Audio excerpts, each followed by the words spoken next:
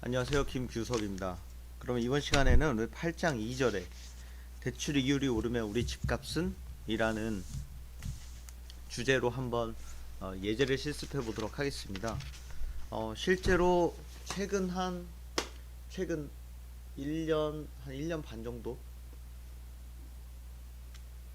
어, 부동산 가격이 급하게 떨어지기 시작했죠.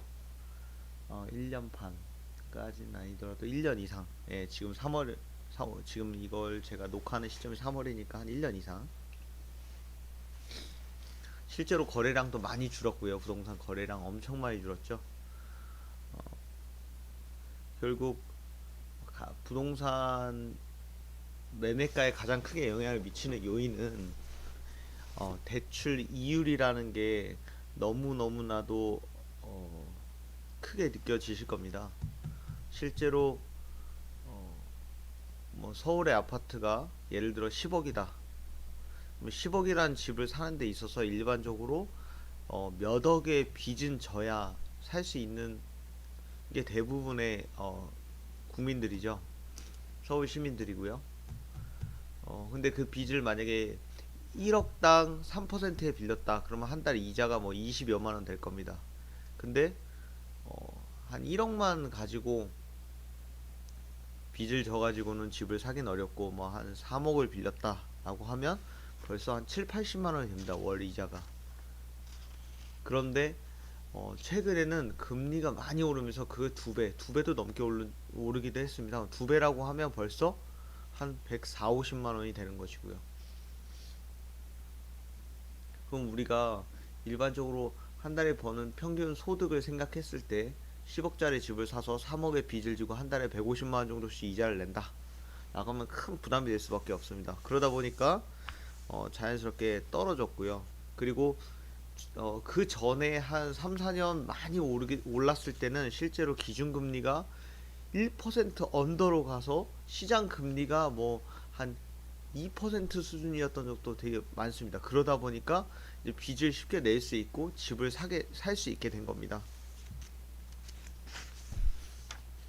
물론 부동산 매매 가격에 영향을 미치는 요인은 금리 하나만 있진 않지만 일단은 금리가 상당히 크게 영향을 미친다. 그리고 이거는 상간 분석이 아니더라도 회귀 분석만 하더라도 실제로 요인이 됩니다.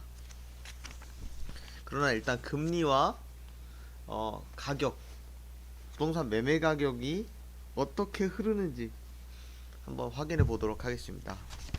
그럼 우리 234페이지에 연수문제 예제 8-2번 그림 8-25 데이터를 기반으로 그림 8-25는 232페이지에 있는 부동산 매매 지수와 기준금리입니다.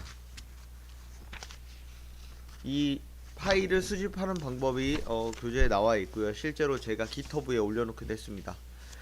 그래서 이 데이터를 기반으로 2010년 이전과 2010년 이후로 나누어 엑셀과 파이썬을 통한 피어슨 상관 분석을 해보겠습니다. 그럼 이걸 엑셀로 우리가 한번 해보겠습니다. 제가 이걸 미리 바탕화면에 다운로드를 받아 놨고요. 실제로 엑셀을 한번 띄워보도록 하겠습니다.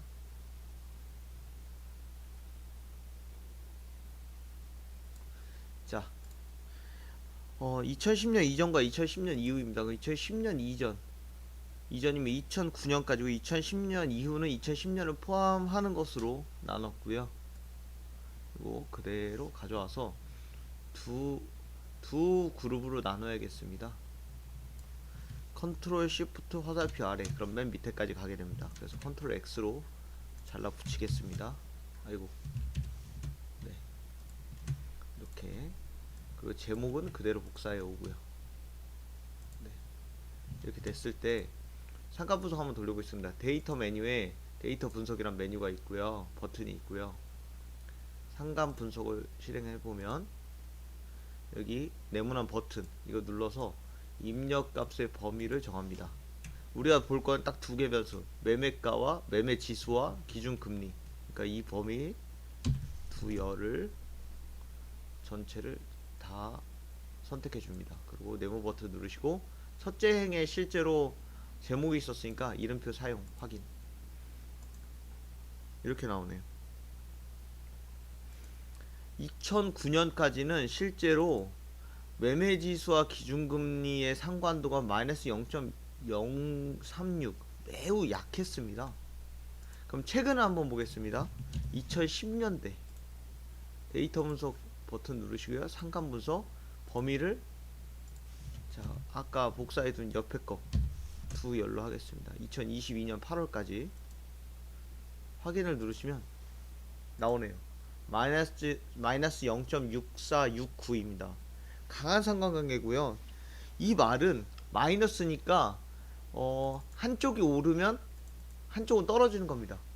그러면 부동산 매매 지수가 오르면 기준금리는 떨어진다. 아니면 기준금리가 떨어지면 부동산 매매 지수가 오른다 라고도 볼 수 있습니다.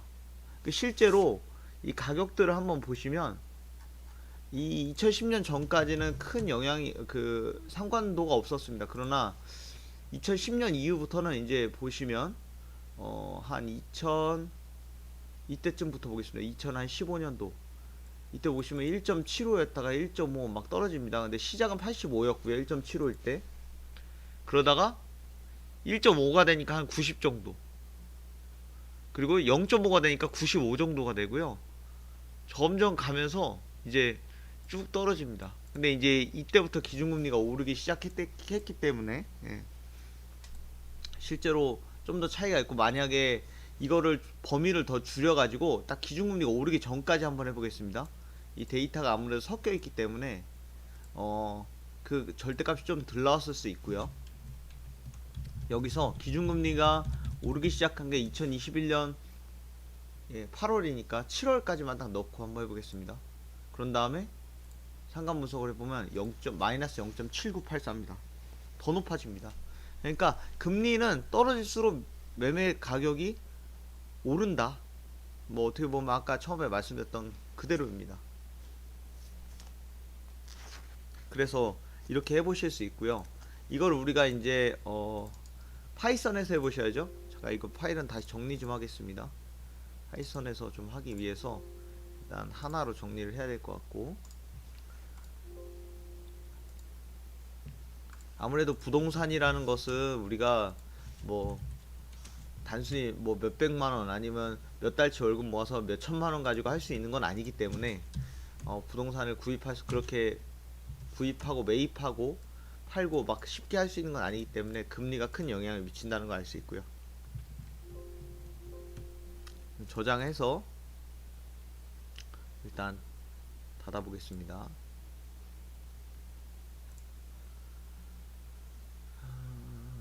바탕화면에 다시 저장을 했고 닫겠습니다.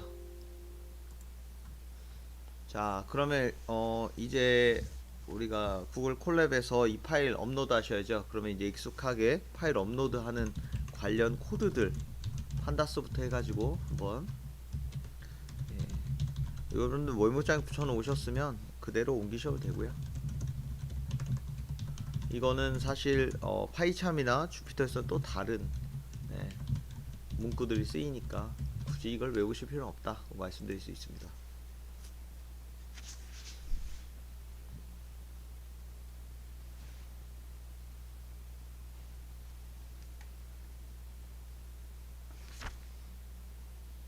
지금 처음 실행해가지고 좀 불링업하는데 걸립니다. 예, 이제 나왔고요. 파일 선택하겠습니다. 바탕화면에 바탕화면에 넣어둔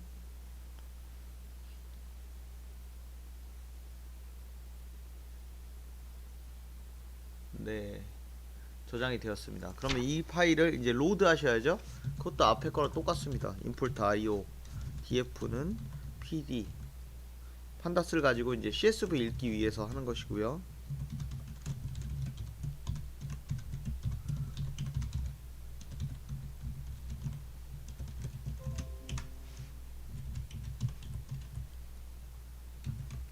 이 코드는 한글이 있으니까 cp949로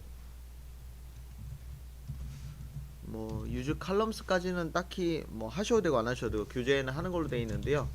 파일이 일단 딱 3개만 있어서 요 정도까지만 한번 해볼까요? 네, 이렇게 해보겠습니다. 그러면 정확히 로드가 되었고요. 그 다음에 우리가 할 일은 이제 2010과 10 이후로 나눠야죠.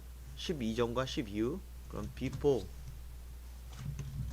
2010 after 2010 이렇게 나누시고요. 포문을 돌려야죠. 언제까지?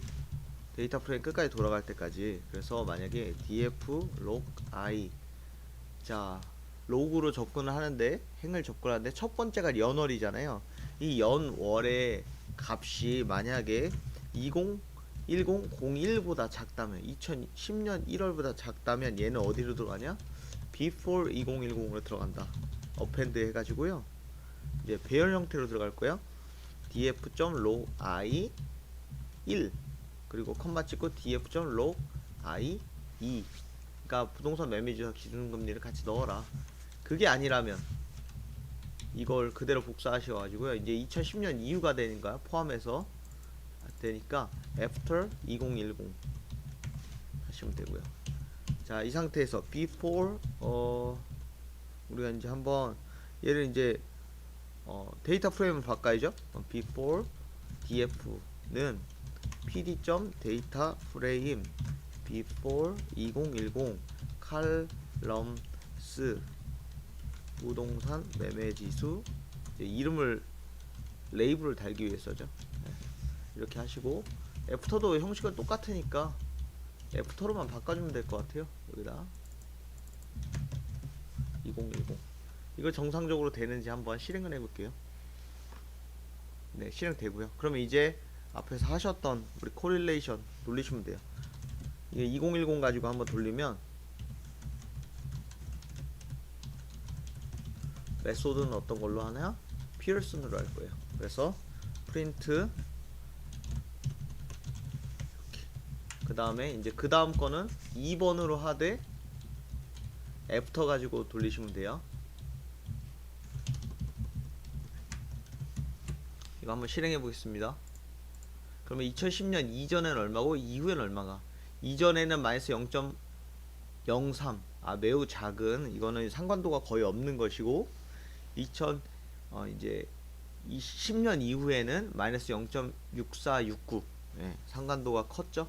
이거를 아까 하셨던 거 마이너스 0.8 근처까지 나오게 하려면 이제 실제로 2021년 이후에 기준금리가 다시 오르기, 반등하기 시작했을 때 그때까지는 또 지우셔야죠. 그때부터는 지우시면 됩니다. 데이터에서 제거를 하시면 결국 더 높은 값이 나오고요. 그래서 이렇게 엑셀로 돌리는 거나 파이썬으로 돌리는 거나 차이가 없다 라고 말씀드릴 수 있겠습니다. 피어슨만큼은 그렇다는 걸 말씀드릴 수 있고요. 그럼 우리 그 다음 시간에는 이제 또 어떠한 상관분석 예제들이 있는지 한번 진행해 보도록 하겠습니다. 감사합니다.